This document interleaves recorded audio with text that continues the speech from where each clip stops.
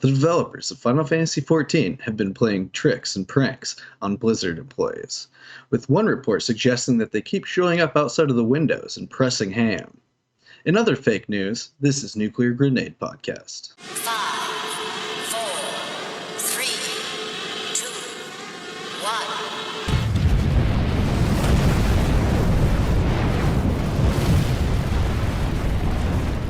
Welcome to Nuclear Grenade Podcast. I'm your host, Justin Land. With me, as always, is Havoc, aka the Hey-Ho. It's me. All right, let's, as always, jump right into the games we've been playing. You want to start us off, Hey-Ho? Sure. Well, the free Epic games this week, there's two of them. One is called Bridge Constructor, The Walking Dead, and the other one is Ironcast.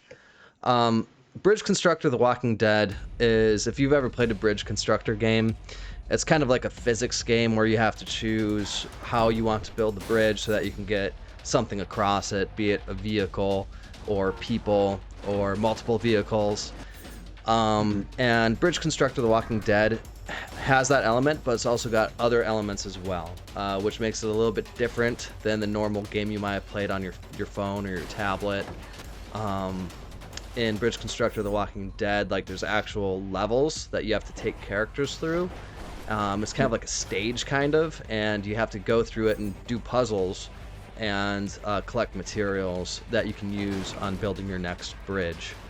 It's got very positive reviews out of 58 whopping total reviews. It came out November 19th, 2020. Developer is Clockstone.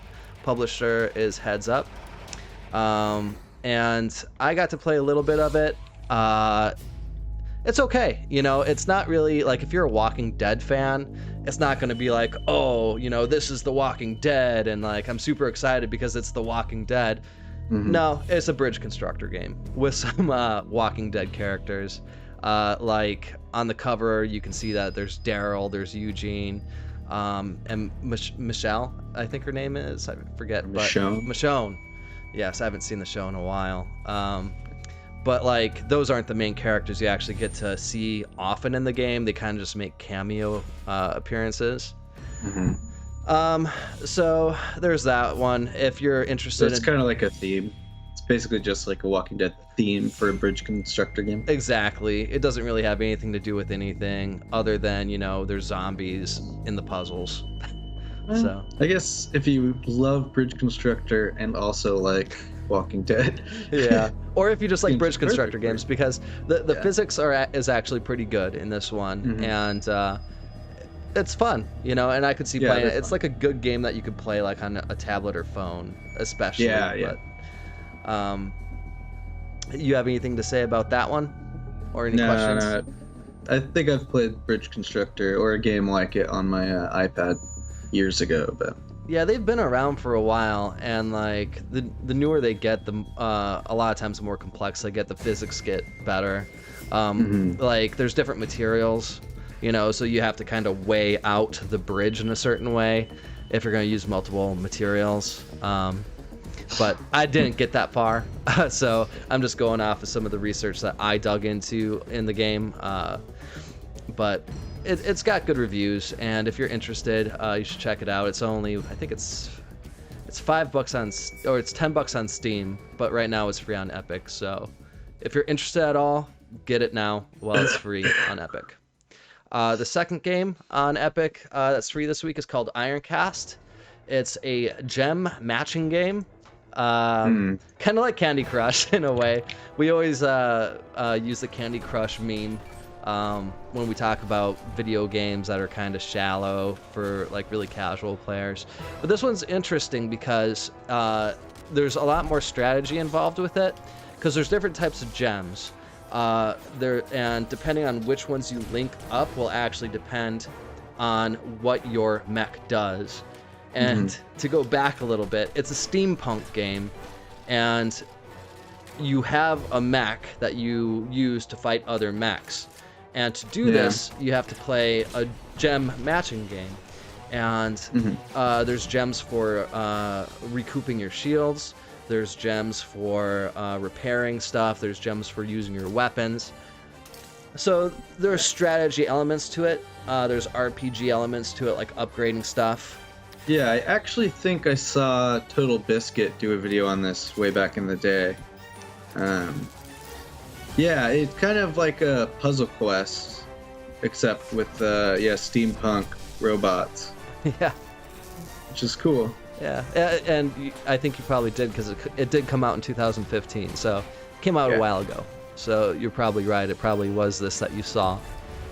Developer on that is Dreadbit, and publisher is Ripstone. 687 reviews, mostly positive on Steam. I guess I don't really have much to say about it. Some of the reviews that I was reading, one of the biggest complaints is that the game doesn't really respect your time. It's kind of a roguelite, you know, so if you die, like, you have to restart, and a lot of people don't like that. And there's certain points where you have to fight 2 mechs, and I guess you have to get, like, really lucky or be really good to actually succeed in those battles. And if you fail, well, the consequences are pretty shitty, I guess. So Is there a meta leveling? I would imagine so. I don't know. I didn't get to play really at all. Oh, but persistent rewards from one game session to the next. So yeah. Yes. Yeah. And actually, there's a little curator quote from Total Biscuit right here. It's a steampunk mech match 3 RPG with a little FTL tossed in for good measure. Lots of replayability, tactical combat, and satisfying match 3. There we go. For me, like, as soon as I biscuit. see gem matching, I automatically become disinterested. And that's probably not very fair of me to do. I should probably give it more of a chance. But it's Or try Puzzle Quest. Puzzle Quest is an awesome game. It's like match 3 for the battles, but it had huge like overworld progression and stuff. So if there's a game that's going to change my mind about gem matching, Puzzle Quest would be it. yeah, Okay. yeah, that's a good one. It's an old school one, really old school, but Okay, I might check it out. fun. Yeah. But that's it. That's it for the 2 Epic games this week. Okay. So we did play together, Grounded. What have you thought so far? Well, first of all, we're doing a playthrough series on YouTube, and we're releasing an episode every Tuesday and every Friday at 6 p.m. Eastern Time. So Tuesday, Friday, come and join us on those days. But yeah, but it's a lot of fun. It's chill, it's relaxed. So if you need an hour of entertainment on Tuesday or Friday night, you gotta come and chill. We have a lot of fun playing it. You know, it's a good excuse to hang out, but it's good. You know, coming from a heavy open world survival RPG background. Yeah, you have a lot more experience than I do in these games. It's my favorite genre of game, and I like it. It's good. It's really good. It's not Ark, and it's not 7 Days to Die. It is different. It's and I know I bring up Raft a lot on this, but it's like the Raft version of Ark, I think, is the best way to put it. It's a lot of fun, especially because we get to play co-op. It's very challenging in the way that there's enemies that are so high above where you're at that if you encounter them, you're pretty much fucked. And there's not really a whole lot you can do about it. So that's something that, for me, has taken some getting used to. You know, the craft, everything made sense to me, like, pretty fast. Like, as soon as we got into the game, it's intuitive. It's very intuitive. Like, if you're coming from a 7 Days or an Ark background, you'll know what to do pretty quick. You'll look at the crafting menu, you'll get that. The gameplay is just, you know, first person or third person. I prefer first person. And going into it, I didn't know anything about it, really. I knew it was an open world survival RPG, and I thought it looked really cool, you know, Honey, I Shrunk the Kids. And it is Honey, I Shrunk the Kids. It's very pretty, and it's a cool environment. The map size is not massive, but it's not small either. It's it's a good size, the map, and there's parts of it that are very vertical as well, like in our playthroughs. Yeah, which add to it. Which adds to it, like the different levels. And we had just gotten to the Tree of Life, is what I call it. I don't know what it's called, but it's this massive berry tree. The berry tree, that you can make berry leather with. Yeah. But it's this massive tree, and like I think that's the coolest part of the game so far. Like we had just finally got, I think it's in episode 6, where we finally went out and we really started to explore the map, and we stumbled across this huge tree, and I don't know why, but I really like how they did that. It's very pretty and very cool, and it's fun to explore. So should be able to eat the berries though. Yeah, the berry chunks. You should be able to eat those. Yeah. Yeah. You should be able to live on that for days, you know? Yeah. Sugar, calories, fiber. Yeah, dude. Yeah. Yum yum. Vitamin C. Yeah. All the drink, like the water, the juice. Mm-hmm. Yeah. Yeah, I really it's definitely a lot funner with 2 people, that's for sure. There's elements that are cool with the single player. I like that, you know, you can do it single player, but it's really hard in many ways, like, because I think the bugs have either too much health or they deal too much damage right now. And I know, like, you want things to be imposing and stuff, but some of them are just, they'll kill you in just a couple whacks, and they're so much faster than you. And the terrain, what's the word for it? But the interactions with the bugs are pretty weird. Like, I don't like when the spiders glitch through your house or whatever. Like, it's like, no, I mean, like, the traps that we made, like, just were total disasters. Like, traps should work. Otherwise, it's very hard to move on to the next level of gear and progression, you know? Yeah, the grind pacing is kind of slow. I think they had to do that to kind of draw the game out a little bit further than what's there. As they develop. Yeah, because the map isn't huge, again, you know, so it's not like they can scatter the resources in different regions, you know, super far away from each other. And even if they did do that with the state that the game is in now, wouldn't necessarily be a good thing. I think that the size of map that they have now for how the game is set up is a good size. I think if it were any bigger, it would take too long to traverse, and it would just take too long to get to that region to get whatever you need to get there. Well, plus, who knows? They could always add. I mean, I could see later on the house. Yes.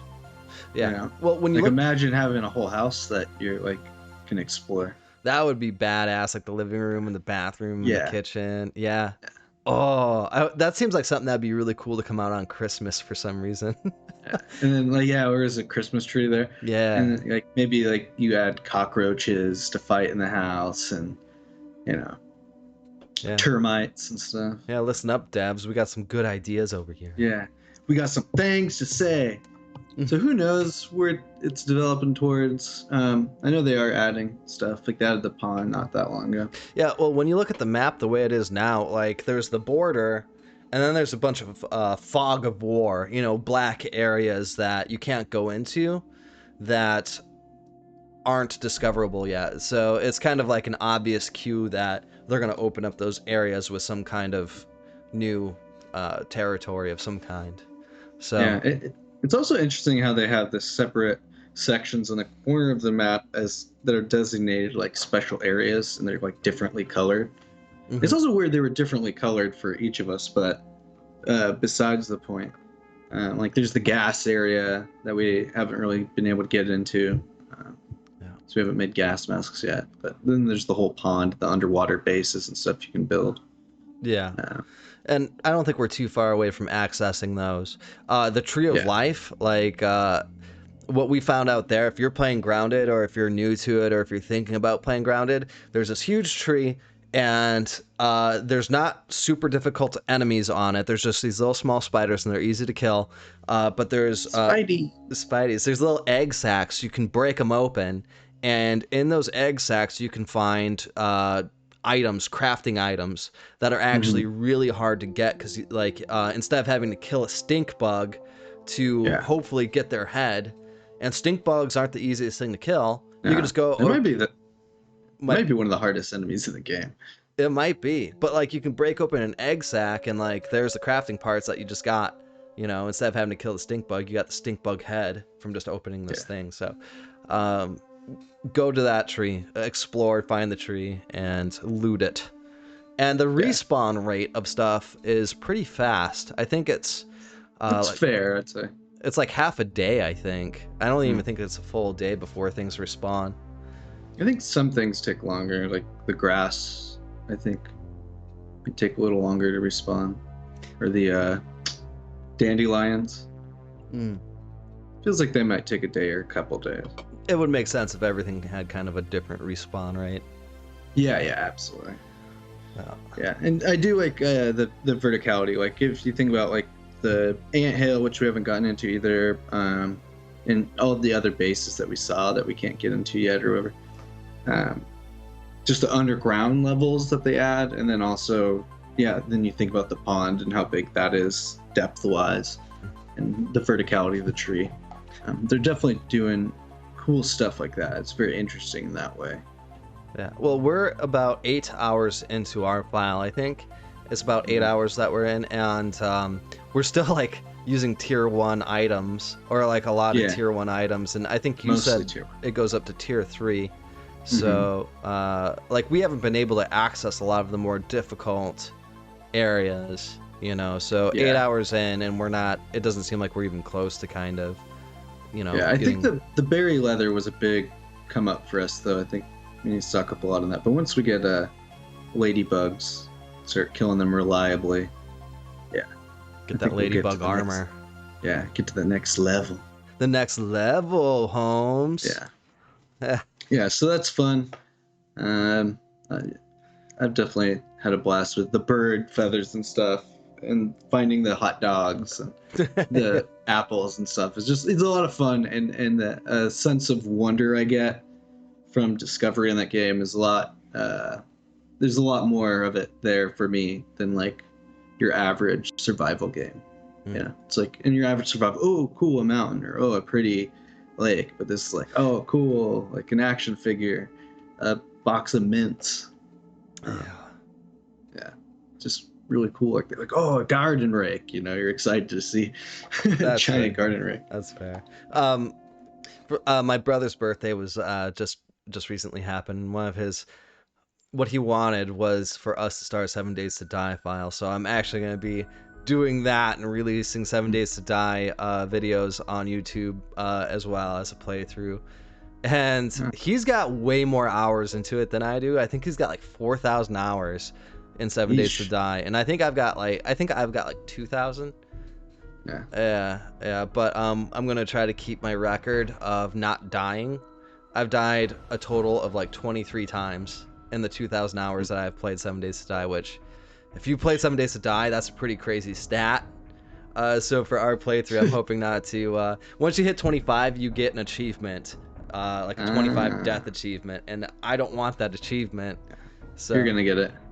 Probably. Well, when they send a horde of dogs at you and you're in a building and you get cornered, you know, there's only so much you can do.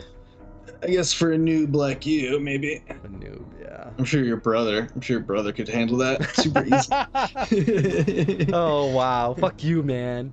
Yeah. Your brother would have no problem with that one. Don't you wish you could figure out how many accumulative hours of playing video games you've had in your life? Like, do you think it'd be in the tens of thousands?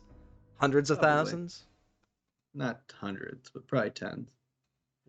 If I saw the number, it'd make me quit. Yeah. Well, like, it's funny because I think surgeons, I think they have, like 5,000 hours of, like, school and practice before they can, like, go out on their own.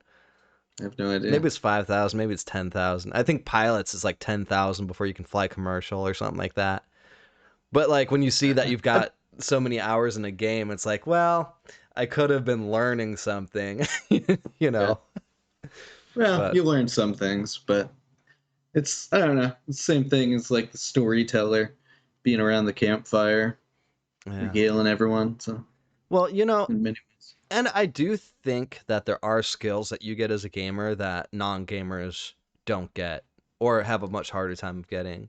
Like, and there was a study done about this too. And what they Yeah, found was that weren't surgeons? Didn't it help people be surgeons? I'm not sure about that. I haven't seen anything about that. I think it was. I wouldn't be surprised though, because one of the things that makes one thing that gamers have is they're much better at tracking things. So like a hardcore gamer who's driving down the road is much more likely to be aware of all the vehicles around him or her. Looking in the mirrors and then remembering their heading and kind of just mentally like knowing where they're going to be and when. While someone who doesn't play video games, they'll check the mirror, they'll see the vehicles there, but they won't have as much of a sense of where they're going to be and when. He's like zipping down the highway. He's like, woo, woo, gets pulled over. Is you know how fast you're going? It's okay, officer. I'm an extreme gamer. Kind of a hardcore gamer over here. Oh, well, sorry. On your way, sir. It was like, oh, and before you go, here's my number. Call me if you ever want to get in the force. Yeah. We could really use a gamer like you. He like pulls ahead of you. He's like, oh, clear the way. We got a gamer over here, yo. We got a gamer driving down the... He's a hardcore gamer. It would make more sense if like people had different driver's licenses that allowed them to go different speed limits. Yeah. Like if you can pass a test, like a reaction test or something. I disagree. Well, I don't know, like a 85-year-old who has onset dementia versus a 25-year-old guy, that is healthy. One's going to be a much safer driver at 50 miles per hour. Think you just don't let the 85-year-old drive. Well, now you're encroaching on people's freedoms, and that's where the debate comes in. Yeah, if they pass the test, but how do you pass the test if you're got dementia?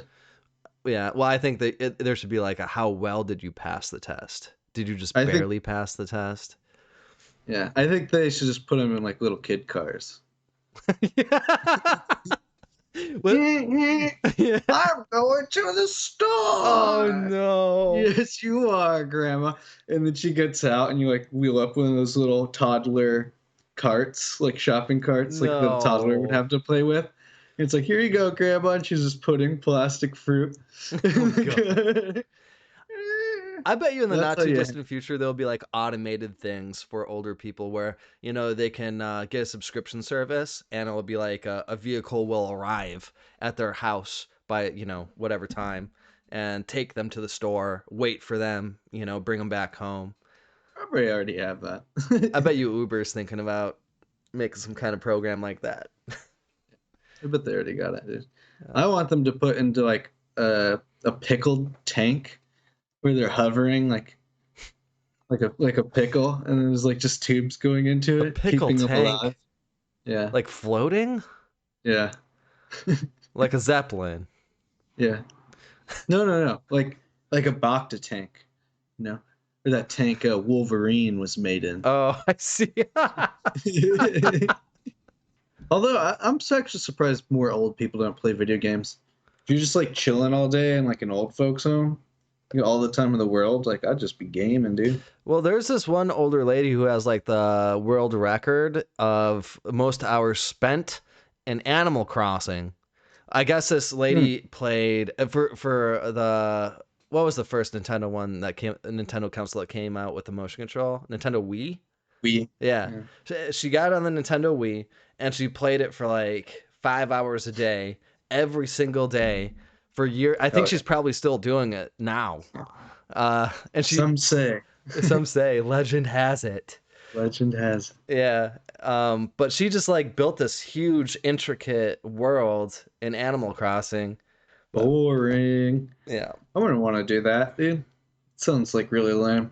Like I would want to go to the new game and start over. Like I got to start over every once in a while. Like the people that do really long, intricate, takes forever stuff and like Minecraft and all this. It's like, no, I want to start over. I want to move on. Something else. Yeah, I'm the same way. I was actually really disappointed and maybe it was my expectations that screwed me, but I got my wife a Nintendo Switch for her last birthday, and one of the games that I got her with it was Animal Crossing, hoping that it would be like Stardew Valley. And Mhm. it's not like Stardew Valley at all. And for adults, I would say Animal Crossing is probably kind of a boring, or for me, it was a boring game. I should just leave it at Yeah. that. Yeah. Um, I know a lot of adults that are into it. really? Well, Yeah. it got super good reviews, like tons and tons Mhm. of really super good reviews. And then I played, I'm like, what the fuck is this bullshit? Yeah. I think some of it too was like it was like the start of the pandemic. And so people were at home and that was the new game. And then it was also very like cozy. You Oh, know, you got control, you're crafting your island, you're doing your stuff. I guess. I could see something like Adapt. Yeah, maybe I was just expecting like more challenge or something. Hmm. Well, Yeah. So I played Northgard, which is this Viking RTS. And it's all right. It kind of reminds me of Age of Empires a little bit, kind of on that thing, like that side of the control. Um, and it's kind of got an interesting uh, setup for an RTS. So you have grayed out bricks or blocks of area of map. And your scouts will unlock these and you discover new stuff. So this one has like a spot for fishing. This one has a rune stone that you can pray at to get lore for unlocks. And each tile has a max amount that you can build on, and you can like develop it once to add one more. But so you have to expand and conquer these new ones, and make them part of your territory before you can like build new units. And it kind of keeps your base spread out in ways and kind of unpredictable. But it's definitely an interesting idea, and it's kind of fun. I'd say the troop sizes are very low, at least on the campaign. Normally, you're defeating like the normal campaign with like 15 guys, 20 troops. And there's only like a few different types. There's like your base warrior, your axe thrower, your typical tank shieldy guy. And those just make up your units, and then you have typically one hero unit. But the campaign's kind of cool. There's some like I said, I like the way the terrain map works. I haven't played in multiplayer yet, but I could see how that is kind of fun, where it kind of becomes like a resource control game. I mean, similar to StarCraft, where you're trying to get, your multiple bases set up. However, this one, the fact that your base is any territory that you conquer and then build on, it's pretty cool. It's a little bit slow though, and I found myself many times during the campaign being like having to just wait to accumulate the resource I need to just finish it. And I'd already like neutralized all the threats or whatever. So there's some pacing issues that I found, and the fact that it doesn't have a larger troop style or mixture of tons of different units is one of the downsides. But they kind of make up for it by each tribe. Although they have these things in common, they all have different bonuses and then certain different technology unlock and a different starting hero, and they're different strengths and weaknesses. like Protoss and Zerg and Terran. Yeah, but there's a lot of them, and they're less unique than those three are from each other. So there'd be like, I think there's like 8 in the base game, and then there's looks like they sell like 10 or so as DLC. So that's all fairly interesting. Fairly competent. I'll probably play to the end of the campaign, see if anything else unlocks. I'm enjoying enough for that, but it's certainly not a RTS game that I'll probably stick with or has really captured my attention. So what are you thinking? Like a 7 out of 10, 8 out of 10? If you had to give it a 7, sure. 7? Oh, Yeah, maybe 6.5. okay. And again, we're talking about the game Northgard. Northgard. Yeah, and Guard is spelled Gard. It's $30 on Steam. Do you have it on Xbox Game Pass? No, I have it on Steam. It's on Steam. I think I got it on a Humble Bundle. a Okay. long time ago. Okay. Very positive reviews, 30,000 reviews, very positive. Came out March 7th, 2018. Developer and publisher is both Shiro Games. Hmm. Um, looks cool. It's interesting how there's been so much interest in Viking lore. One of the best examples of that, it was Valheim. Like, I don't know what happened to it, but when that game came out, like, that game was hot for Yeah. like a month. And I haven't Mhm. really heard much about it since then. I mean, I even got into it. Like, I played it a shitload, Yeah. and I had a lot of fun with it. I think you said that you had a lot of fun with it. Um, I'm not sure what's happened to it since then. Like, if the devs came out with any big updates or anything like that, that might be kind of cool to look I into. But think what they're waiting on is the Hearth and Home. It's going to be the next big one, but I'm not sure that there's a time frame. Maybe it was November or something, Hearth and Home, so or that sounds September. like life improvement type of Yeah, updates. seems like it. But it'll be like the first sizable one. That'd be nice if they came out with like some automation stuff, so Hmm. everything wasn't so manual. Yeah, Yeah. I think they recently did a patch, which I thought I saw. I didn't play it, but it was like we've upped the aggression on things, and then it was like 2 days later. I saw like a news article, and it was like we've lowered the aggression on thing. Yeah, well, it's hard to make everyone happy, and Yeah. a lot of times you fall on one side of the fence, and these developers have to make a judgment call. Well, make it a setting because I don't. You don't Yes, make the base setting. Your base gets destroyed constantly by never-ending where? shit. And Yeah. yeah, and the map is huge, so it's like I will never have any time to explore this or to do anything. I'm like fending off attacks all the time. Yeah, yeah. No, I get that point. Shit can kill you quick too. Yeah, like Ark did that with there's so many settings, Yeah, and that's probably my favorite thing about Arc is that you can really tailor every little thing. well, it's a good solution to try to make everybody happy because if you give them the option to change it themselves, well, how can they really bitch? Mm. But at the same time, too much choice is sometimes not the best thing either because Paralyzed. it's paralyzing. Yeah, it's overwhelming. Like at some point you're like, I don't want to make a decision anymore, or like you Well, make just make your default settings good enough for people like that. yeah, and with Arc, I would say that their default settings aren't that good. No. Yeah, everything's a little too slow. Everything's a little too slow. Yeah, you Yeah. thought Or it grounded should was have slow. like a solo mode, like where you hit solo start and then it automatically boosts everything up to, 3x or whatever. Yeah, I was actually thinking about coming out with a YouTube video and having it uh, send people to a Google Docs where I would just copy and paste all my INI file settings so people can just replicate the settings that I use. Because like the Mhm. settings that I have, I think is like the perfect balance. And Of so, course, the perfect. I've really nailed in the exact perfect je ne sais quoi of the arc settings. yes, it's achievable. Like you can Yes. get figured out like the taming speed, the taming modifiers, the breeding modifiers, the gestation modifiers. There's a lot to go over, so I think people would like it if someone just, you know, Especially if you described what every setting did. ooh, that would take a long Explained it. time. Yeah. That'd take a It's long time. this. And gestation is a period. All monotone. Yeah. I believe that 3x is a good setting if you are planning on breeding a lot of dinosaurs.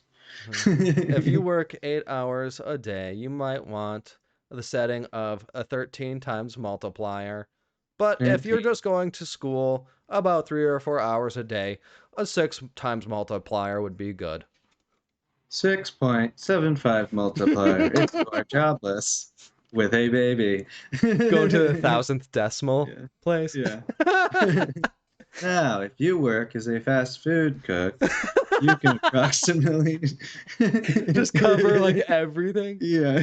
Yeah. Now, on to breeding rates. Actually, I was gonna put this out on my community thing as a poll to kind of question you guys and ask you, You smoke bowl. yeah, smoke bowls. And polls. Polls? Oh, I thought I said bowls. Nope. I prefer vaping though. But Vaping polls. we were talking about not being able to make everybody happy. And if you're on YouTube, if you make YouTube content, you'll know what I'm talking about when I say that a lot of times you get trolls, yes. But a lot of times you get like criticism too, and like some really negative comments where it's like, yeah, there's a good point in there, but Jesus Christ, like tone it down a little bit. Like, and I was wondering, put in the comments section, how do you prefer YouTubers to respond to comments like that? From my point of view, I think that with trolls and really negative comments, the best thing that you can do is just leave it alone. Like a lot of times, what will happen from a Ignore YouTuber that shit, B. from a YouTuber's perspective, what will happen is they'll check their comments, and then there will be a section called "Held for Review," and they'll click on that, and that's where a lot of the trollish and super negative comments go. And what I do is I usually approve them, and then I don't say anything. But maybe I should just not approve them. Maybe I should delete them so nobody ever sees them, or maybe I should approve them and then like hit back, or which I think is kind of petty and a waste of time, and you would drive yourself crazy if you wanted to combat all the trolls and negative reviews out there. But how do you guys think is the best way to handle something like that? Like, do you think it's gross when a YouTuber gets into a squabble with a commenter? Is it best just I do. you do? So Yeah. you think the YouTuber should just approve all the comments Approve and ignore. and ignore? Approve and ignore. Okay. Yeah, as long as it's not like a threat or something that you could be held. Well, if it's like super responsible. vulgar, like "suck my dick, faggot" or something like that, like, Yeah, I mean that's. would you approve that, or would you? I'm a vulgar man, so yeah, I would. Okay. Yeah, it's amazing. Like some of the YouTube comments, it's like, who the fuck are these people? And the answer is they're 5-year-old kids. A lot of them are young people. Yeah. And I think about myself when I was like a little 12-year-old. Like I thought I knew everything. You were in it. I mean, I still feel that way, but you're the idiot. And I would go off on people. So, and I mean, we didn't even have the internet like that back then. So, I imagine how in the anonymity is not there. So, yeah, I try not to take anything people say online too seriously. Yeah. Well, I came into especially because I say shit too. Yeah. I came into YouTube with some rhino skin because on Facebook I would go and I would get in political debates, and for me it was like a mental exercise, Sure. And then you come to YouTube and it's like I can see how for like younger kids and stuff being on YouTube would be a bad idea because there's a lot of hate, there's a lot of criticism. And back in the day, I thought they're not even supposed to be on there until they're 13. Yeah. Yeah. Well, they can lie. Change that. They can lie. Yeah. Well, they could always lie, but still, like that makes sense. Yes, it does. It does, for sure. But I don't know. I just thought that was an interesting question. I kind of was hoping to get some feedback from everybody on. Well, I mean, just think about too, like online games. I mean, remember, like, luckily, like we were teenagers when like Xbox Live became like a thing. Yeah. Or like into 8th grade, and so I remember, yeah, dude, like just being able to talk to other people with headsets, like the shit we would say, dude, because it was like Wild West cowboy times back then. There was no report system or, I heard it, but I never participated in it. Like, I'd talk all sorts of shit, but like you got to think too. Parents didn't know about it back then either. And so, like, parents would be like, oh, he's just playing a video game, like Mario. That's fine. Yeah, Nintendo. Everything was Nintendo. Are you playing Nintendo in there? Hard F-bombs, hard, like, fags being dropped left and right and getting called gay. And, like, just hearing all sorts of, like, horrible dead baby jokes, all that type of shit people were into back then. Yeah, Edgelord shit. Yeah, I heard all of it. I had headphones and I left chat on most of the time, unless someone would be blaring music or some annoying shit. Like I would leave it on and I would listen to it. But I always thought it would be way cooler to be the one who was like really good but never said anything. So I never said anything, and I was really good. I was pretty decent, and I would definitely talk shit. Although when you're in game, you're only talking to your teammate. So I was never really a bad teammate. Like I never got mad if someone wasn't doing well because I was just trying to get my kill count up. I didn't care if we won or lost really. Um, but yeah, dude, at the end game when you were talking, I'm like, oh, you suck, dude. The worst. How many times are you gonna eat my headshots, baby boy? Yeah. Yeah. I was always a kill to death ratio person. And the problem with being a kill to death ratio person is the further you get into it, the more weight there is to not fuck it up. Like with 7 Days to Die, like I've got over 2,000 hours and I've only died like 20 times. Like I don't think there's anybody out there with stats like that. And I'm playing on survival Now it's difficult. 20. Yeah. Keep in mind, podcast. He said 23 last time. It's around 20. I'll have to check. It'll be 15 next time. I'll have to check. Next time he brings it up, we'll watch. I'll paste it. I'll edit it in so everybody can see the glory. Yeah. Nobody's got stats like me, bro. What I can't prove is the difficulty that I play on, which is survival, which is one down from the hardest. Oh, not even the hardest. Wow. And you're bragging about this? Well, why don't you call me when you're your brother playing on the hardest difficulty? I've never really been like, to me, the hardest difficulty has never been the funnest. It's usually not the funnest. It's just grind, and some of it's it usually is as unfun as the easiest setting. Yeah. It's just everything is just so stacked against you that it's like, probably the worst example of that I can think of is Borderlands 2. When you get into Vault Hunter mode and like you run out of ammo. Like once I got into Vault Hunter mode, I was so surprised because like I ran out of ammo trying to kill one normal enemy like on the very first level. It's like, how the fuck are you ever supposed to get through this? You get some powerful guns. Oh yeah, or a lot of friends. I don't know, but yeah, good luck getting those. Yeah. Yeah. All right, so you also were playing Wildermyth, you were saying. Did you have anything to say? Yeah, so Wildermyth is really good. It's $25, which I think might be a little overpriced, personally. And that's not to say it's a bad game, but there's loops in it where like you'll play the same stage over and over again. And that can kind of get tedious and a little lame. The combat can kind of get, once you kind of get it down, it's kind of the same thing every time, kind of. And again, these are just my criticisms. There's a lot of pros to the game as well. I think I've got like 10 hours into it, and I've had a lot of fun with it up to this point. I think I'm starting the third chapter. That's what it is. The third not the third chapter, but the third campaign. Yeah, okay. Yeah, and like everything kind of accumulates, which is really cool. So like you get crafting materials and you can craft stuff for your people. The retirement thing, I'm still kind of getting used to, because you gotta kind of time things out, because in Wildermyth, like you get these characters and then you start equipping them and like spending resources on them, and they start getting really good, and then they get old, and then you have to retire them. So you gotta kind of pace it. So your newer, younger characters start getting some of the good equipment and becoming more powerful. So that way you have someone to replace the old guys once they go. But yeah, like the character development is really cool. Like you kind of become attached to the characters a little bit, some of them. Like every once in a while you get a character that fits their role perfectly, and they kind of act like the way that you'd want them to act in the game, like in the dialogue.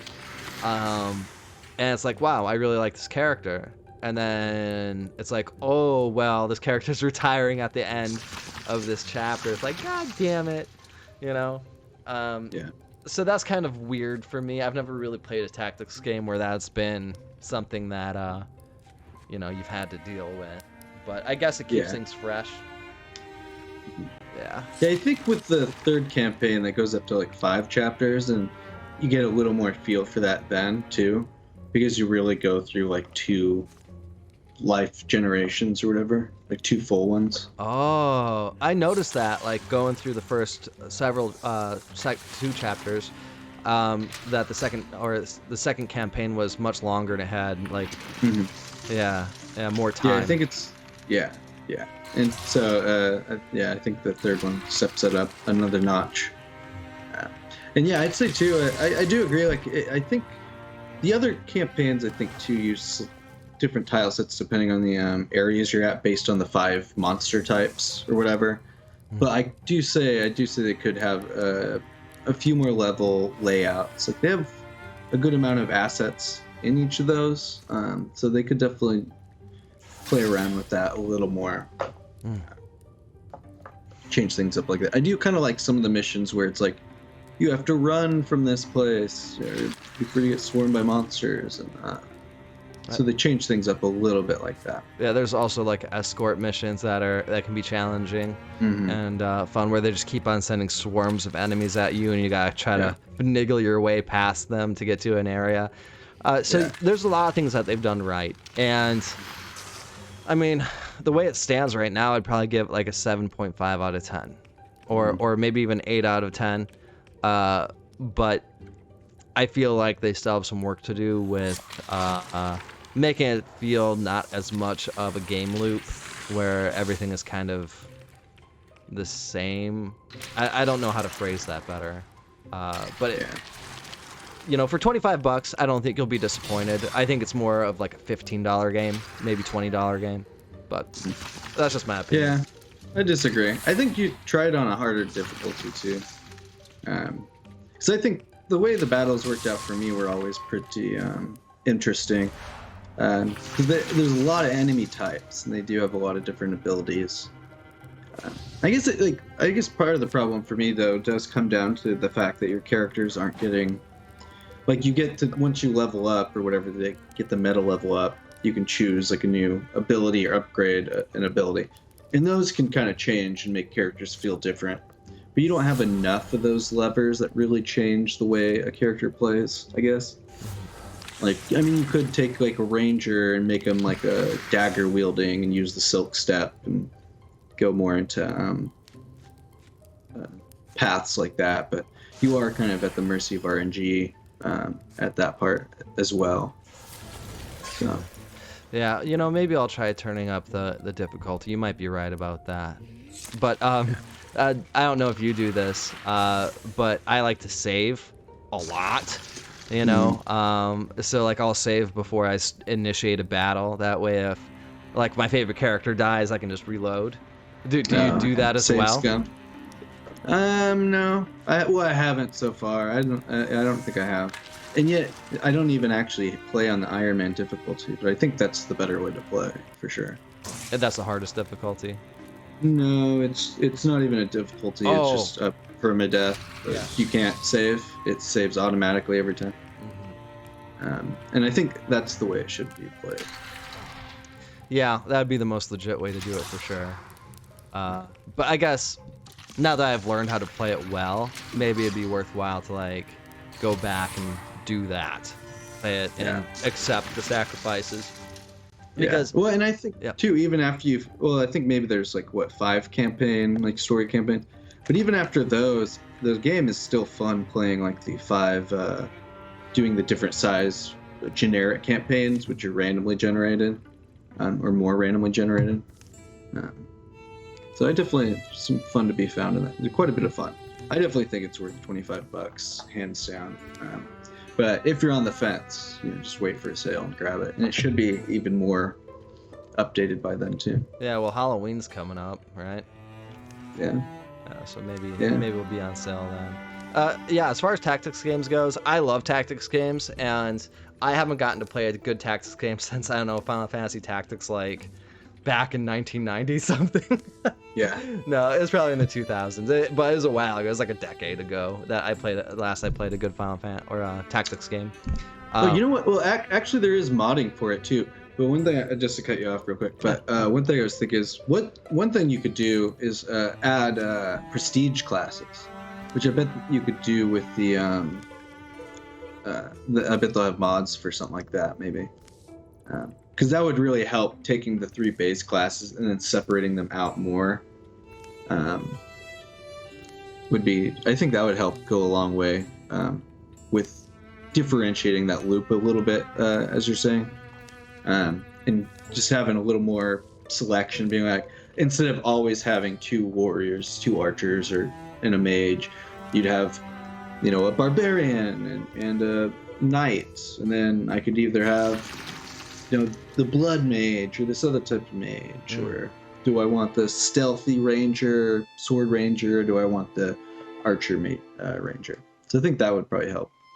Yeah, that's not a bad idea. It'll be interesting to see what they do with it. It's really good the way it is, It is. It's a very good game. But like every game, there's always room for improvement, so it's never a bad thing to hypothesize what could be. Yeah, and especially with the mod support, like the Steam Workshop stuff. So we'll see. Probably only get better. Yeah, we will see. Yeah, I guess finally the only other game I've been playing has just been NBA 2K21 still. Playoffs are almost over. I just beat the finals, so I'm probably done playing it. Did my 1 season. Man, that game really got you. You've been playing that for months now. Yeah, a couple. Well, with the NBA finals and stuff, play it. Character was fun. Yeah, I got the finals MVP, season MVP, rookie of the year. No big deal. Signed $110 million contract. The board asked me who I want on the team. I said, "Give me Kawhi Leonard." So boom. Now I'm just like a super powerhouse team. Can you play against other people? Like, have you played against anybody else? No, I could though. That's a lot of people do it. PC's kind of filled with cheaters, I guess, and they don't do anything to stop it. But yeah, I don't get any I don't really like playing those type of games. Multiplayer online. Yeah. There's always people who find workarounds and kind of like cheap tactics. Like all they do is they Google best ways to fuck over somebody in this game, and then they go and like practice fucking people over, and they get really good at it. That is fun. I mean, I played League of Legends for a long time, which I might reinstall and play a little bit. But yeah, I never trolled, but I did think it was funny if someone was trolling and everyone on your team would be mad, and I'd just be like, "Well, I'm gonna lose, but this is very funny." The last time I've done that, the last time I trolled people in a game, it was Mario Kart 8, and it was me and Blaze, and we created a team called Team Pentacourt, and we were both bald, and my name was Penta, and his name was Court, and we looked like these deformed monstrosities. And we were both really good at that game, and we've never lost. We were always number 1 or number 2 in every one of the races we ever did, and we would just go in there and fuck with people. Like we would keep knocking them off the track, and then like waiting for them to come back on, and then those poor little kids. Yeah, and just literally race against 8-year-olds and be like, "Oh, nerd!" I almost came in third once, and Blaze had set a banana like a little ways before the finish line, and the person ahead of me that we've been fucking with hit it, and I passed him right at the last second. Yeah. He must have been so pissed because he thought he got me. Yeah, dude. Blaze hooked it up. We should have Blaze on the show. I talk about him so much. Yeah, sure. Alrighty. So those games we've been playing. I guess we can move on to the news, which there's not a lot to talk about. Summer games done quick. We mentioned it last week. Apparently, it raised $3 million for Doctors Without Borders, so that's awesome. That is awesome. A lot of people tuning in, donating money, watching people speedrun video games. Yeah. And you know what? This will probably spur on a bunch more people to get into speedrunning. Or as we call them, losers. With nothing else better to do, for fuck's sake. Yeah. I can only afford one video game, so I'm going to play it until it's done. Until you're autistically good at it. Yeah, dude. And then we got the new Genshin Impact 2.0 update. So this looks like it's going to be a pretty big update. It's going to add a whole new region, which will have 3 islands, and it looks like of those islands over the next few patches and stuff will grow to 6 islands in that new region. And they all got quests and NPCs and all that good stuff. My wife will love to hear that. She's a Yeah. big Genshin Impact player. Yeah, Impact hard, huh? No, it's a good game. I think it's better than Breath of the Wild even. Wow. I wasn't impressed with Breath of the Wild, and I think if you're going to play a game like that, Genshin Impact is actually superior. But and I hate to say that. I hate to say it because I'm old. Part about Breath of the Wild I like though was the movement. And I don't think Genshin Impact movement is nearly as good. Just being able to glide and slide and perhaps, but it's also Nintendo, so they get some points taken away for handicap because they've got that high quality name built already. Yeah, sure. Yeah. So they do refine games down to a very perfectly polished point.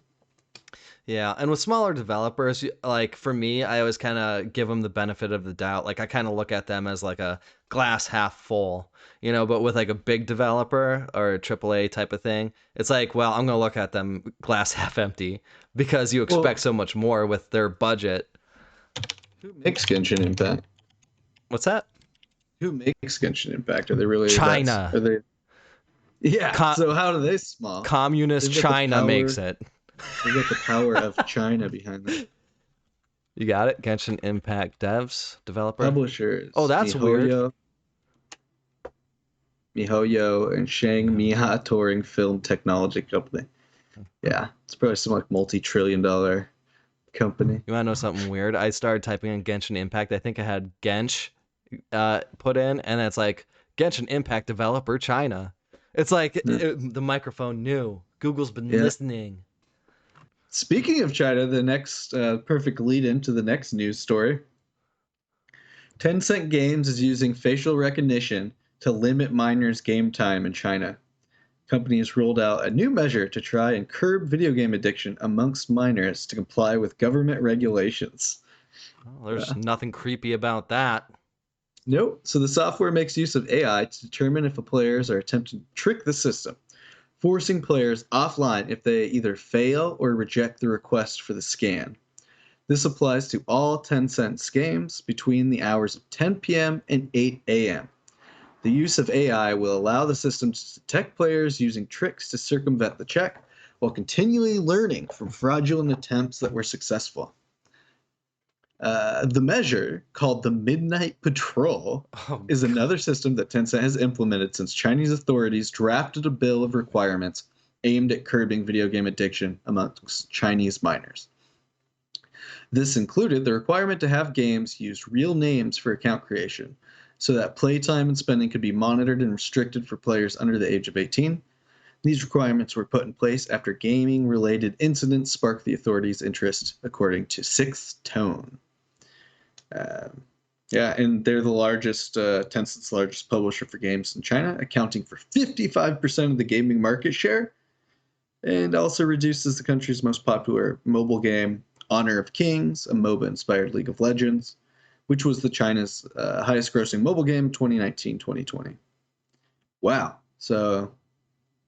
They also own Riot, so they own League of Legends and Valorant. Oh, they just bought Clay, too. Yeah, that's right. That's your favorite death.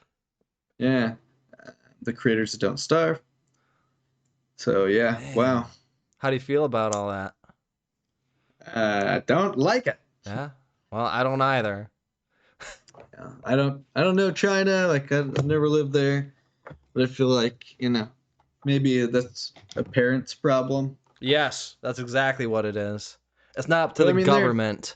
They're authoritarian governments, so they kind of do what they want. And from their perspective, this is how you do it. We know what's best for everybody, so do what we say. Otherwise, we'll arrest you at the point of a gun. At this case, like they just prevent you from even being able to do it. Well, hopefully, like if their AI actually works, which who knows if it will. You know, I'm sure kids are smart enough to learn how to get around it, hopefully, or Well, maybe. it's an AI, so apparently it'll learn from those attempts. Maybe. See, I see the system not only working but being overly cautious, so that young-looking, like how are you supposed to know if it's 18 or 19 or 18 or 17 Yeah, exactly. when the difference is a day? So I feel like it'll be like kids that are like 20 can't even play video games after 10 p.m. Yeah. Some people don't look their age. You know, I guess that's Yeah. why they're having people put in their actual names. I bet you Yeah. they have some kind of registry where Mm. they can actually look at their social security number, their birth date. I Yeah. mean, it's an authoritarian state. Their people Yeah. are like slaves. So, I'm No, so not all. well, not the ones that work in government. They're the Well, only the ones. Uyghurs. Well, they also have like they've grown to like the largest middle class. So they've Mm. pulled a lot of people out of poverty. There's a lot of people doing their everyday life, but yeah, I guess Mi Yoho or whatever the developer of Genshin Impact is a good example of free market or some kind of independent company that's allowed to succeed in China. So that's good to see. And I know a lot of people in China. A lot of the people are kind of protesting the government there, saying, "Hey, like, leave us the fuck alone." yeah. Well, I You mean, I know. think almost all companies in China are partially owned by the state, or at least they have to do whatever the state tells them to. Um, Do whatever Winnie Pooh tells them. yeah. We need to poo poo. We just got canceled for Um, China. Yeah, who cares? Fuck China. What the Chinese government. I should be Yeah, specific right, when I say racist too. that. If you criticize Chi- Winnie the Pooh, you're racist. That's what LeBron Chi- James said. China isn't a race. October is going to be pretty big. I don't know if you're going to cover this, but in October there's I think 5 big games coming out. We don't have to get into all of them in detail, but October 8th, Metroid Dread. October 7th, Far Cry 6. October 22nd, Battlefield 2042, which I'll probably end up playing. And October 26th, Guardians of the Galaxy, which I don't know about that. And then October 28th, Age of Empires 4, which I'm definitely getting. Oh, that's So on a Game lot of big. Pass. Day one. Oh, it Yeah. is? It's a Microsoft game. Oh. Yeah, and you just talked me into getting Game Pass too. So I'm super happy I got that. That's totally worth Yeah. it. For anybody who doesn't know, and I was skeptical, Justin told me about it and I didn't listen for a while. Yep. And then I finally did get it so that we could play Grounded together. Xbox Game Pass is a really good deal. It's just like a bunch of games for $10 a month. Well, it's funny. I guess someone like a game dev or I mean a game journalist posted like on Twitter recently about like, yeah, Game Pass is a really great deal. And someone was like, "Oh, what are you paid for?" And then so all the other games journalists all start tweeting things like, "Game Pass is an amazing deal. You'd have to be crazy not to get it." And like none of them, or most of them, weren't paid, but everyone just paid because it is a great deal, and that's you don't have to be paid to say that. No. Yeah, Yeah, we're not paid for anything that we say. yeah. I can't wait till we are though. That's the whole goal of Yeah. this podcast: not to give our actual opinions, but to become paid shills for shitty products. To trick. We're just in this for the money, I everybody. just want to get people to trust me enough to buy the shitty stuff I sell them. Yeah. Just enough to buy my snake oil. Yeah, I see this beautiful Steel Series keyboard. Mm-hmm. It's actually really good. Too much steel. And it's actually got a good amount of weight to it. The keys are really quiet. I'm a Steel Series fan though. I like the loud But keys. anyways. Oh, I fucking hate it, dude. Stop it. Clack it in, clack. Don't talk back.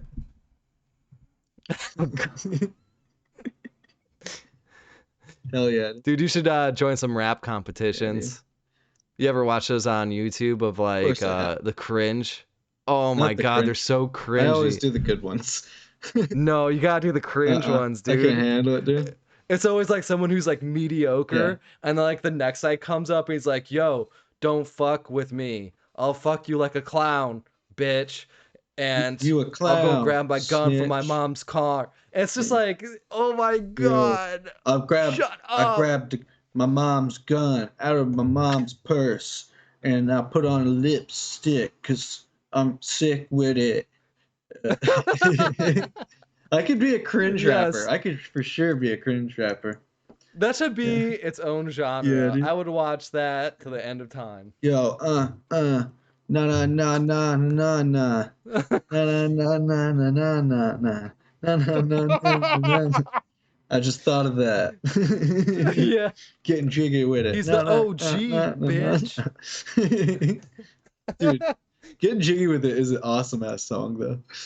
Getting jiggy with it. No. Makes you want to move, baby. No, it doesn't. Yeah, dude. Well, that's because your body's made of brick and hatred. It is, actually. My body's made out of jelly. Your body's made out of jazz Jelly and jazz and grapes. and blues and booze. Yeah. Bluesberries. Yeah, dude. All right. Another. Let's get back to it. This is a funny, or I thought this was a funny story.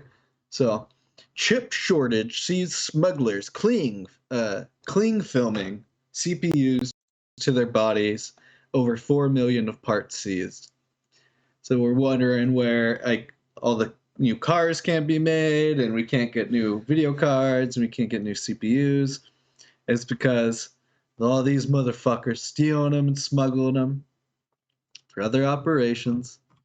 The That's tag, fucking the messed tag's up. pretty funny. The smaller the chip become, the more cavities they'll fit into.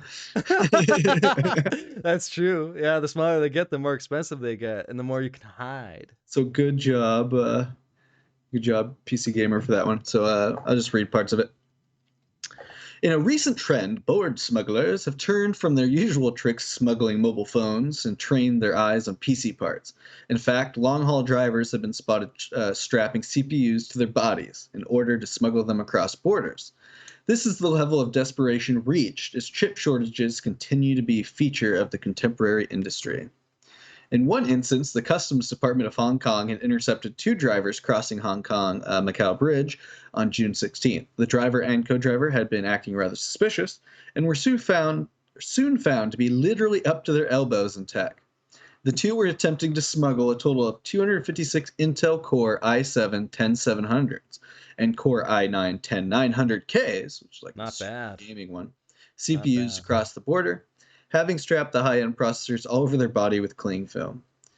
Yet another attempt of CPU smuggling, thought to be related to the first, was thwarted just 10 days later on the crossing.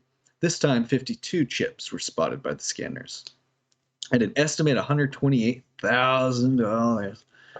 Ooh, that's a lot. And then even a few days after that, Customs seized a batch of smuggled goods. The haul included more than 2,200 CPUs, 1,000 sticks of RAM, and 630 smartphones, and some makeup for good measure. Apparently, we're running out of makeup. Seal blubber. Yeah. All this gear, which was rounded up to about $4 million worth of CPU. So that's Wow. hilarious, dude. We've definitely reached kind of a like cyberpunk future where people are smuggling fucking CPUs. Cyberware. Yeah, dude. Gamers gonna be like, oh, you got the new 10900. Open up your trench Yeah. coat. You got like a bunch of like RAM sticks and stuff in there. Yeah. How many sticks? How many sticks? How many sticks? Yeah, dude. That's awesome. It's But not six awesome for my sticks. fucking stock portfolio. I'm still drowning and getting butt fucked in my EV stocks. Yeah. Maybe if you were better at it. There was no way to know it was gonna happen. I knew it was happening. Yeah, well, Biden was elected president. I'm like, okay, well, electric vehicle is going to get subsidized. Time to buy stocks in the EV market. And the theory was right. And then there was a chip shortage. It's like, Yeah, I'm sure it'll bounce back though, because didn't it? He also. Well, I'm not It does. actually gonna get into it. it always bounces back. Like, you got to be patient. Well, and green is definitely like electric cars are definitely going to be up and coming. Yes, you just got yeah. Right. Yeah. All right. So I haven't looked too much, but a couple of the new games this week we could talk about. I haven't played either of them. Um, but I see you got Monster Hunter Stories, which I guess is like a JRPG set in the Monster Hunter world. So totally different style of game. Looks like it's doing pretty good, although people kind of love anything Monster Hunter related. Is that Monster Hunter Stories 2? Stories 2, yeah. Wings of Ruin? Yeah, Yeah. mostly positive, 2,000 reviews. So Yeah. they're doing it's a good one. Makes 75. Yeah. It looks very pretty. one of the top comments, someone said makes Pokemon look like a joke. And so That's awesome though. If it's like you're collecting monsters, you got fancy graphics. yeah. Maybe I might even get this. Yeah, that comment makes me want to play it. Makes Pokemon look like a joke. Yeah. There's some other That's Pokemon awesome. references in the comments here as well. So Mm-hmm. Yeah, it kind of looks like a kind of mix of Pokemon and then that Wrath of the White Witch JRPG where you kind of had the monsters kind of fight for you. You collected them. That looks cool. Might do that. Were there any other big ones you saw? Yeah. no, I think we covered most of them. Yeah, it was just the Sword of Legends Online just came out. Yeah. It's an MMO RPG. It's doing mostly positive. It just looks like Chinese type RPG, so I'm sure it'll be very pay to win. Mm. But it does look beautiful. Combat looks pretty interesting. Yeah, 1,000 reviews, mostly positive. Came out July 9th. Developers Wang Yuan Shang Tang Entertainment. Publisher Wang Wang Cheng Tang. Publishers Gameforge 4D. My favorite. Yeah, your favorite? Yeah, favorite Chinese developer. Yeah. Wang Wang Cheng Tang? You haven't heard of them? Dude, they're my favorite. Of course I have. Yeah, that's pretty much all I had to say. Do you have any other topics you want to touch on before we get out of here? No. Again, if you want to watch our Let's Play, both Justin and I are doing that together, and I think it's a lot of fun. And if you want to watch that, we release an episode every Tuesday and every Friday at 6 p.m. My brother John and I are going to be starting a 7 Days to Die Let's Play, and I don't have a date or time on that yet. I'll let you know next podcast. Alrighty.